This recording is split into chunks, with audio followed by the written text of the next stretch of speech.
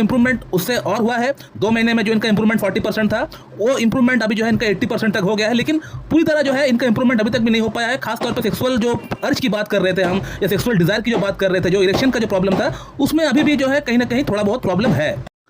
नमस्कार दोस्तों, यदि आपको कोई पुरुषों वाली प्रॉब्लम है, यदि आपको कोई यौन समस्या है जैसे कि erectile dysfunction, premature ejaculation, low libido, low sex drive की अगर आपको प्रॉब्लम है, और इन तमाम प्रॉब्लम्स के लिए कहीं ना कहीं अगर आप सेल्फ मेडिकेशन कर रहे हैं, खुद ब खुद होम्योपैथिक मेडिसिन ला के आप इस्तेमाल करके, वीडियो देख के, आर्टिकल देख के कहीं ना कहीं से कुछ मेडिसिन आप खा रहे हैं, तो इसके लिए आपको ये वीडियो आज का बिल्कुल देखना चाहिए। दोस्तों, जो केस मैं शेयर करने वाला हूँ, इस बंदे ने मेरे पास आने से पहले लाइकोपोडियम होम्योपैथिक मेडिसिन, किसी का आर्टिकल पढ़ के, किसी का वीडियो देख के, कहीं ना कहीं कुछ सुन के, देख के, इन्होंने लाइकोपोडियम 1 mg को हफ्ते भर में इन्होंने एक बार करके लेना स्टार्ट कर दिया। यानी हर हफ्ता में 1 डोज करके वो ले रहे थे। किसी का वीडियो देख के 4-4 बूंद ले रहे थे। इस तरह से इन्होंने कम से कम 7 से 8 बार लाइकोपोडियम 1 mg का मिसयूज़ किया। अमूमन लाइकोपोडियम जो मेडिसिन है, इसको 1000 पोटेंसी यानी 1 m पोटेंसी में कोई डॉक्टर प्रेस्क्राइब करने से पहले 1000 बार सोचता है।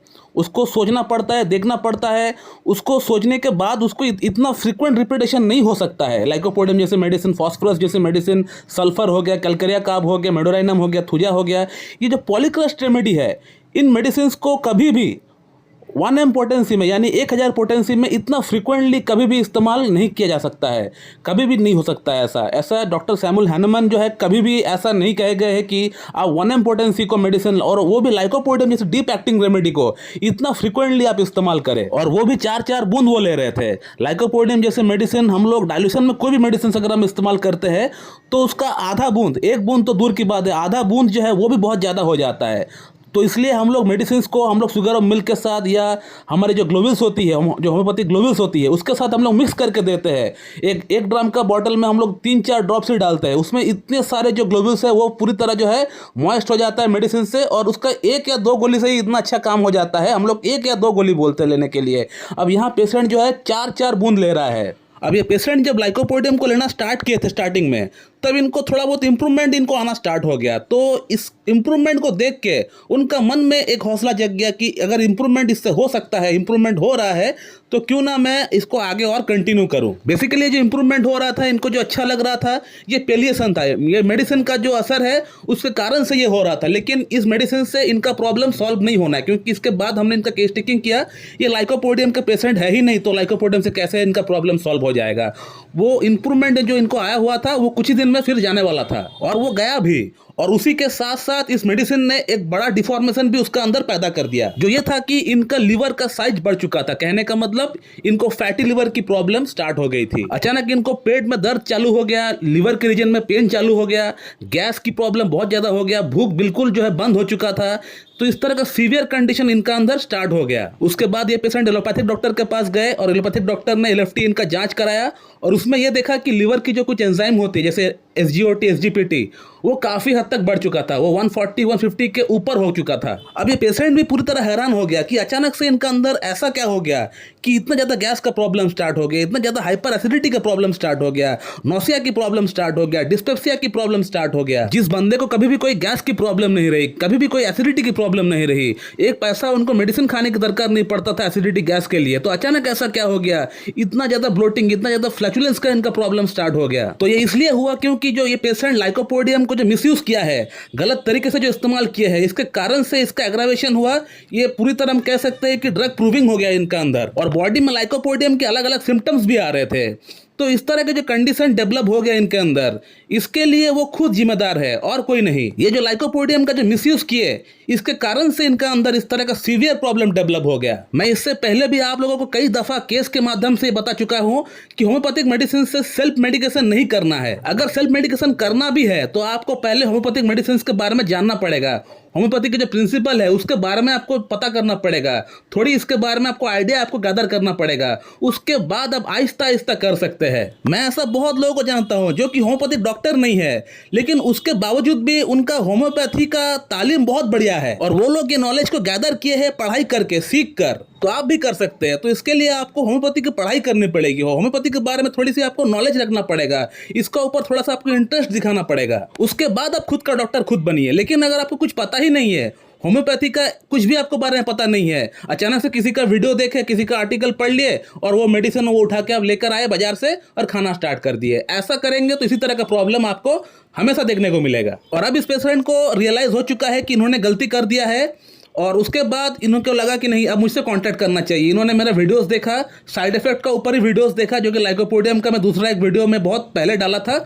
वो वीडियो देखने के बाद उनको रियलाइज हुआ, उनको पता चला कि इस गलती के कारण से मेरा अंदर ये प्रॉब्लम डेवलप हुआ है। तो मैंने केस टेकिंग करके पहले ये मेडिसिन को एंटीडोट करने का प्रयास किया। लाइकोपोडियम जैसे मेडिसिन डीप एक्टिंग रेमेडी, वैसे तो इसका कोई एंटीडोट है नहीं, ये कहने पे एंटीडोट नहीं हो जाता है, लेकिन उसका असर को मैं कम कर सकता हूँ नक्स भूमिका को देकर। तो पहला 2 महीना मैंने इस पेशेंट को सिर्फ नक्स भूमिका दिया। नक्स भूमिका 200, 1M, 10M तक देने से हुआ ये कि इस पेशेंट का जो प्रॉब्लम था, जो एग्रावेशन हुआ था, जो nausea, vomiting, dyspepsia, acid reflux, constipation, ये जो तमाम प्रॉब्लम्स जो डेवलप हुआ था लाइकोपोडियम को लेने से, इसमें थोड़ा बहुत इनको राहत मिलना स्टार्ट हो गया था। 40-50% तक कमी इसमें देखने को मिला था। आफ्टर 2 मंथ मैंने इस पेशेंट का पूरा थॉरोली केस टेकिंग किया।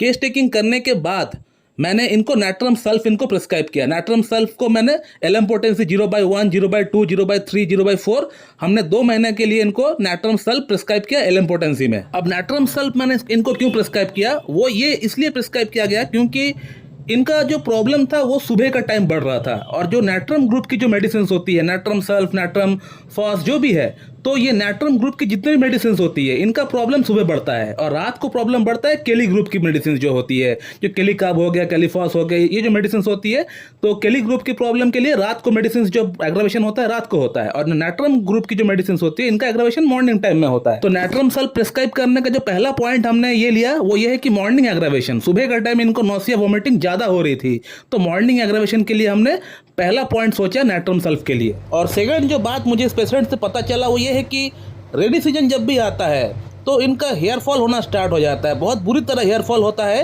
रेनी सीजन में, यानी जो डैम वेदर होता है, जो आपका जून जुलाई का अगस्त का जो महीना होता है, उस समय इनका हेयर फॉल की समस्या बहुत ज़्यादा होता है। और नैट्रम सल्फ का प्रॉब्लम रेनी सीजन में बढ़ता है, जब डैम वेदर होता है, रेनी सीजन जब होता है, बरसात का जब मौसम होता है, उस समय नैट्रम सल्फ का प्रॉब्लम बढ़ता है। इसके अलावा ये एक हॉट पेशेंट है, इनका पानी का प्यास ज़्यादा है और स्वीट खाना इनको पसंद है, मीठा खाना इनको पसंद है। इसके अलावा पेशेंट का पास्ट हिस्ट्री में सर में चोट लगा था या पेशेंट बेहोश हो गया था चोट लगने के बाद, ऐसा कोई हिस्ट्री हमें नहीं मिला, क्योंकि नैट्रम सल्फ प्रिस्क्राइब करने से पहले हम लोग इस बात को एक बार पूछ लेते हैं कि कहीं पेशेंट को सर में चोट लगा था या पेशेंट कभी बेहोश हुआ था। ये बात हम लोग अक्सर पूछ लेते हैं, क्योंकि हेड इंजरी के बाद अगर कोई प्रॉब्लम आता है तब भी हम लोग नैट्रम सल्फ ही देते हैं। तो ऐसा कुछ हिस्ट्री हमें नहीं मिला। इसके अलावा फैमिली हिस्ट्री की अगर बात करें तो पेशेंट का फैमिली हिस्ट्री में 2 आदमी ऐसे हैं जिनमें एक को सिरोसिस ऑफ लिवर है और दूसरा को हेपेटाइटिस बी हुआ है। बस इतना सिम्टम्स काफ़ी है नैट्रम सल्फ प्रिस्क्राइब करने के लिए। तो मैंने इस पेशेंट को नैट्रम सल्फ प्रिस्क्राइब किया 0/1, 2, 3, 4 2 महीने के लिए, और कल इनका 2 महीना कंप्लीट हो चुका है। पेशेंट ने मुझसे काउंसलिंग कराया। काउंसलिंग के दौरान मुझे इन्होंने व्हाट्सएप पे एक मैसेज लिखा है, तो वो मैसेज को मैं यहाँ पे स्क्रीनशॉट डाल देता हूँ। अगर आप उसको पढ़ेंगे तो आपको पता चल जाएगा कि पेशेंट को इम्प्रूवमेंट उससे और हुआ है। 2 महीने में जो इनका इम्प्रूवमेंट 40% था, वो इम्प्रूवमेंट अभी जो है इनका 80% तक हो गया है, लेकिन पूरी तरह जो है इनका इम्प्रूवमेंट अभी तक भी नहीं हो पाया है। खास तौर पे सेक्सुअल जो अर्ज की बात कर रहे थे हम, या सेक्सुअल डिज़ायर की जो बात कर रहे थे, जो इरेक्शन का जो प्रॉब्लम था, उसमें अभी भी जो है कहीं ना कहीं थोड़ा बहुत प्रॉब्लम है। और इस बार भी मैंने 2 महीना इनको नैट्रम सल्फ ही प्रिस्क्राइब किया है, लेकिन पोटेंसी को हमने बढ़ा दिया है 0/8, 9, 10, 11 2 महीने के लिए। लेकिन लाइकोपोडियम का जो साइड इफेक्ट हुआ था, उस साइड इफेक्ट में काफ़ी कमी आ चुका है। मैं अभी तक इनका LFT का रिपोर्ट नहीं कराया। मैं इस बार लिखा हूँ कि आप आफ्टर 2 मंथ LFT का रिपोर्ट करा कर मुझसे कॉन्टैक्ट करिएगा। उस समय मैं आपको दिखाऊंगा कि इस पेशेंट का LFT का रिपोर्ट अभी क्या बोल रहा है। लेकिन पेशेंट पहले से अभी बहुत बेटर फील कर रहा है, ये आप उनका बात से आप पता लगा सकते हैं। तो दोस्तों, मेरा ये वीडियो बनाने का मकसद सिर्फ इतना है कि मैं आप लोगों तक एक सटीक मैसेज डाल सकूं, क्योंकि आप लोगों में से ऐसे बहुत लोग हैं जो कि सेल्फ मेडिकेशन करते हैं, जिनको पता नहीं है कि होम्योपैथिक मेडिसिन से भी साइड इफेक्ट हो सकता है। हालांकि एलोपैथी की जो साइड इफेक्ट होती है उस तरह का साइड इफेक्ट नहीं होता है, लेकिन होम्योपैथी में भी दुष्प्रभाव हो सकता है मेडिसिन का, अगर गलत तरीके से इस्तेमाल किया जाए तो एक मेडिसिन जो कि आपको सही तरीके से लेने पर, सही दिशा में लेने पर आपका प्रॉब्लम को ठीक कर सकता है, जिसका अंदर हीलिंग प्रॉपर्टी है, तो गलत तरीके से लेने पर उसका अंदर दुष्प्रभाव करने का भी ताकत होता है। दोस्तों, इस बात को आप हमेशा याद रखें। दोस्तों, मैं इस वीडियो को यहीं पे एंड करना चाहता हूँ। So thank you very much and have a good day.